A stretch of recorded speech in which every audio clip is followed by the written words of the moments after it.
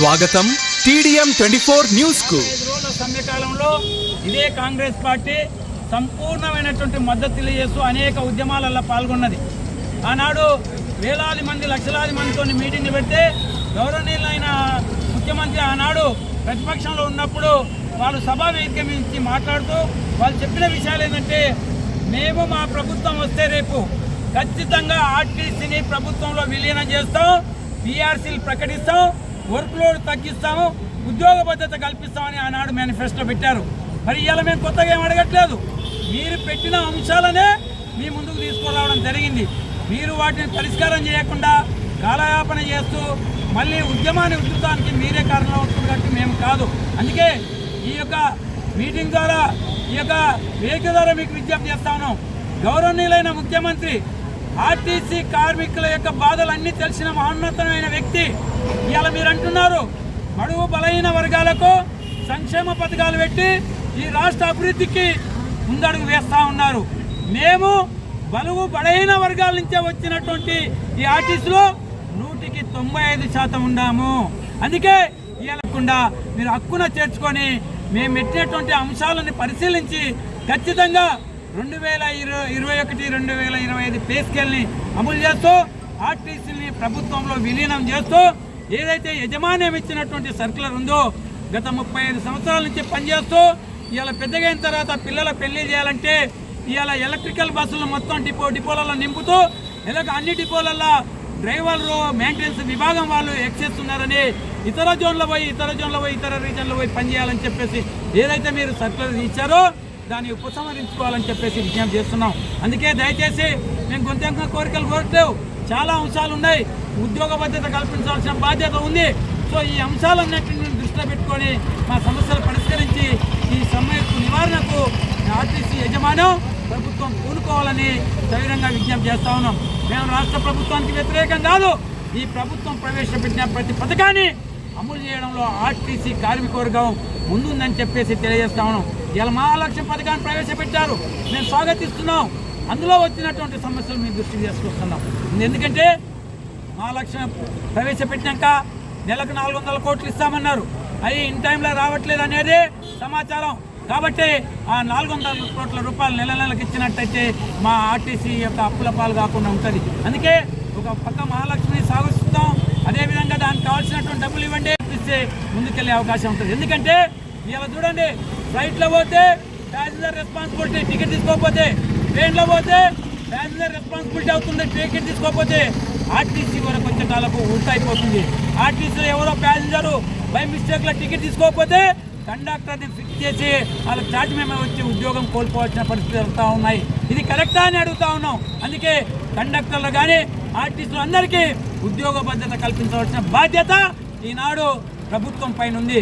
ఒకవేళ responsibility passenger, ticket కొనుగోలు బాధ్యత ప్యాసింజర్ అని చెప్పేసి మీరు జీవో తీసుకొస్తే మీకు మేమంతా ఆర్టీసీ కార్మిక వర్గం అంతా రుణపడి ఉంటామని చెప్పేసి కూడా ఈ సందర్భంగా గుర్తు చేస్తున్నాం. కాబట్టి దయచేసి రాష్ట్ర ప్రభుత్వం, గౌరవనీయులైనటువంటి రవాణా శాఖ మంత్రులు, గౌరవనీయులైనటువంటి CM గారు ఆలోచించి ఖచ్చితంగా మా బాధలు మీకు తెలుసు, మళ్ళీ చెప్పుకోం. ఎందుకంటే మీ పక్కనే మీ బ్రదర్ బాధితుడు ఉన్నాడు, ఆర్టీసీలో కొలువు చేసి ఉద్యోగం పోగొట్టుకొని ఇవాళ ఒక రాజకీయ నేతగా ఎదిగినందుకు మేము సంపూర్ణంగా వారికి మద్దతు ఇవ్వడం కాదు, ఆయన ఎదిగినందుకు మేము సంతోషపడుతున్నాం. కానీ ఆ బాధితుడు ఉన్నాడు, ఆ బాధితుడికి అన్ని సమస్యలు తెలుసు. కాబట్టి మీరు కూడా ఆ బాధితుడితోనే ఉన్న అనుబంధంలో భాగంగా మా సమస్యలు అర్థం చేసుకొని మా సమస్యలు పరిష్కారం చేస్తారని చెప్పేసి ఆశిస్తున్నాం. కార్మికుల ఐక్యత, కార్మికుల ఐక్యత, కార్మికుల ఐక్యత, కార్మికుల ఐక్యత.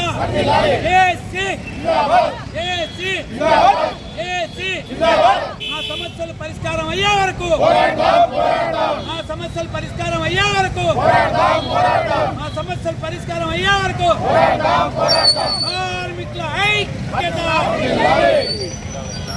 ఐక్యమత్యంగా అందరం కలిసి 2వ రోజు విజయవంతంగా సమ్మెను కొనసాగిస్తున్నాము.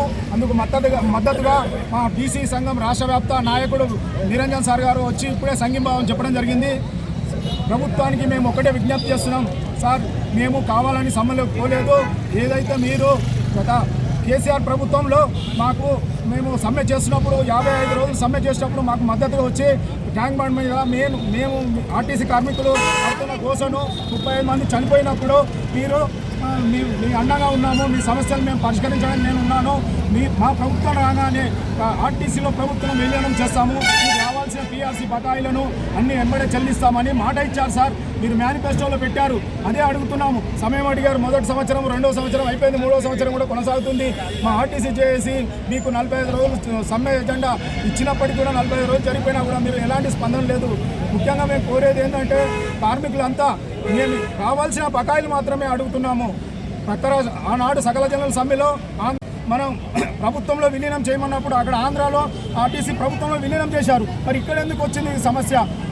గత ప్రభుత్వం 90% కంప్లీట్ చేసి గెజిట్ ఇచ్చారు, అసెంబ్లీలో ఆమోదం పొందింది. కేవలం అపాయింటెడ్ డేట్ ప్రకటిస్తే అయిపోతుంది కదా. మరి మీకు దానివల్ల నష్టం ఏం జరుగుతుంది? ఆర్టీసీని ప్రభుత్వం విలీనం చేస్తే ఈనాడు బస్సులో ఎక్కిన ప్రతి ప్యాసింజర్కు మీరు అధికారంలోకి రావాలని ప్రతి ఒక్క ఓటర్కు మేము చెప్పాము. సార్, ఈ కేసీఆర్ ప్రభుత్వము 10 సంవత్సరాలు పరిపాలన చేసి ఆర్టీసీ కార్మికులు పట్టించుకోవట్లేదని చెప్తే ప్రతి ఒక్క ఓటుకు ఈ ప్రభుత్వాన్ని మార్చాలి, కాంగ్రెస్ కొత్త ప్రభుత్వం తెచ్చుకోవాలి, మార్పు కావాలని ప్రతి ఒక్క ఓటర్కు బస్సు ఎక్కితే 150 మందికి మేము ఎక్స్ప్లెయిన్ చేశాం. రోజు 1000 మంది కార్మికులు ఏరి కోరి తెచ్చుకున్నాం మీ ప్రభుత్వం. మీ మీద ఇప్పటికి కూడా ఆశ ఉంది. ఇప్పుడే చెప్పాడు అన్న, మా రవాణా శాఖ మంత్రి గారు, గతంలో మేము సమ్మె చేస్తే మాకు మద్దతు వచ్చాడు, మేము ఉన్నాము. గత ప్రభుత్వాన్ని మీరు నిందించారు, ఏమని మీకు ఆర్టీసీ కార్మికులు శోభపడుతారు, వాళ్ళ కోసం మీకు పట్టించలేదా? మీరు రాష్ట్ర వ్యాప్తంగా ఎన్నో వేల కోట్లు ఖర్చు చేస్తున్నారు. మా ఆర్టీసీ ఆస్తులు ఎన్నో ఉన్నాయి, అవి మీరు దాన్ని హ్యాండ్ ఓవర్ చేసుకొని మాకు రావాల్సిన ఆర్టీసీని విలీనం చేస్తే మీకు 1000 కోట్ల శతకోటి దండనాలు సార్. కాబట్టి ఈ యొక్క మా ఆర్టీసీ సమస్యలు ఏది ముఖ్యమైన మెయిన్ 32 సమస్యల్లో ప్రధానమైన డిమాండ్లు 12 మాత్రమే. ఆర్టీసీని ప్రభుత్వంలో విలీనం చేయండి, రావాల్సిన 2 PRCలు 2021, 2025 పే స్కేల్ అమలు చేయండి, మరియు యూనియన్ల నుంచి క్యాబినెట్ సబ్ కమిటీ ఉందని తెలిసింది, మంత్రివర్గం సమస్య ఉంది. కాబట్టి గౌరవనీయులైన సీఎం గారు మా ఆర్టీసీ విషయాలు చర్చించి ప్రజలను ఇబ్బంది కలగకుండా మమ్మల్ని సమ్మె విరమింపజేసేట్టు ఒప్పుకొని మీరు ఎప్పుడు ఇస్తారు? జనవరి 1కి ఇస్తారా? సోనియా గాంధీ బర్త్డేకి ఇస్తారా?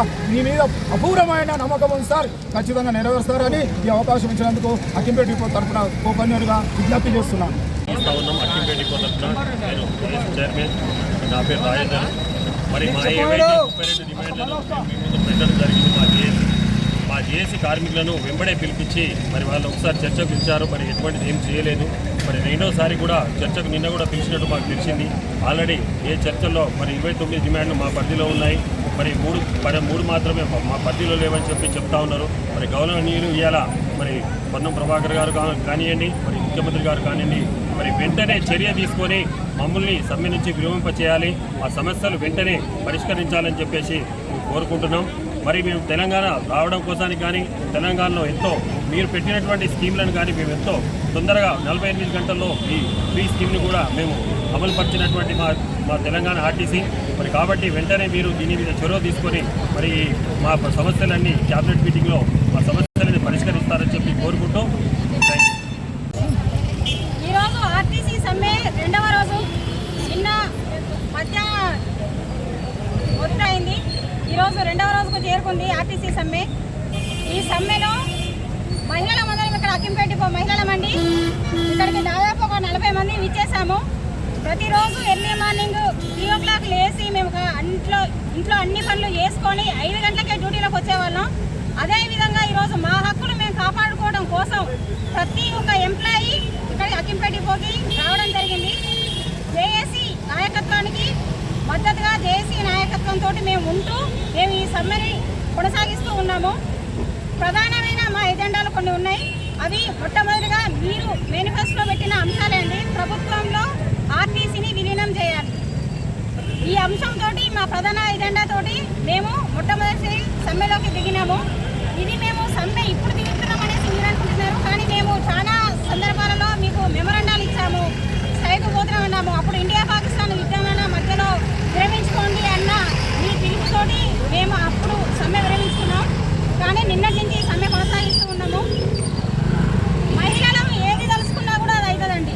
ఇంట్లో ఒక ఆడశక్తి ఎంత ఉంటే ఆ మహిళలకు మీరు ఎప్పుడు అండదండగా ఉంటారన్న నమ్మకంతో మేము మీ ప్రభుత్వాన్ని గెలిపించినందుకు అన్ని రకాలుగా మహిళల కోసం మీరు ఎన్నో రకాల స్కీములు పెట్టారు. అదేవిధంగా ఈ మహిళా స్కీమ్లతోటి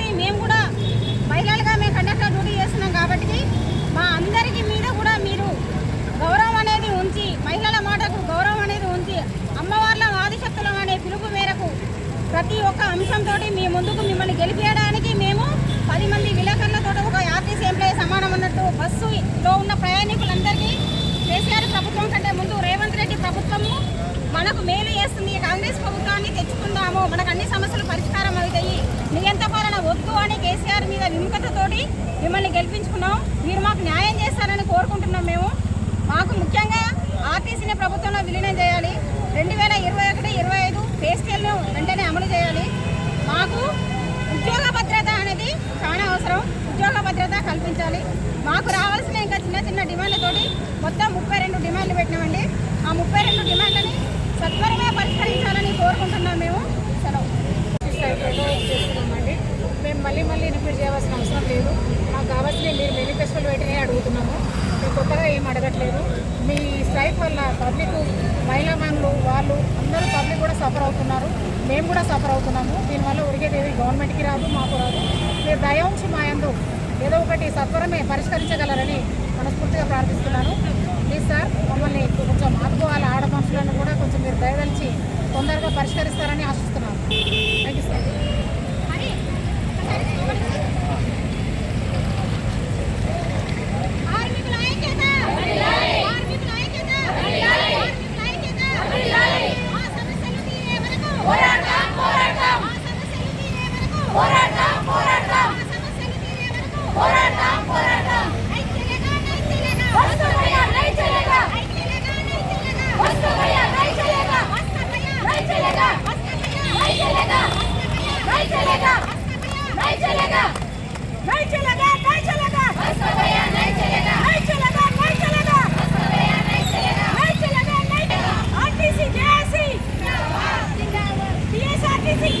TDM 24కి సబ్స్క్రైబ్ చేసుకోండి.